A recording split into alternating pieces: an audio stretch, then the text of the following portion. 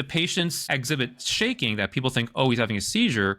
But the reality is they could have just passed out, and you can't have shaking when you pass out. There's a condition it's technically called convulsive syncope. So a person loses consciousness, and then right after losing consciousness, there can be jerking movements. Like typically it's myoclonic jerking movements of the arms and legs. And it's not a seizure. It's just it's an immediate reaction to passing out. And that can happen in in a healthy person, and it's not a seizure, but it can look very much like a seizure. Most neurologists probably were exposed to this at some point in medical school. There's this really grainy video from must be the 90s, from Germany. There's these medical students that voluntarily submitted themselves to syncope. Like they were like, oh, Jesus, like hyperventilating, and they were on like a gym mat, and there was a line of medical students, and each one would hyperventilate to the point where they syncopize, and then they would just fall on the floor, and you'd watch them, and about half of them, after kind of like being lowered to the floor, their body would start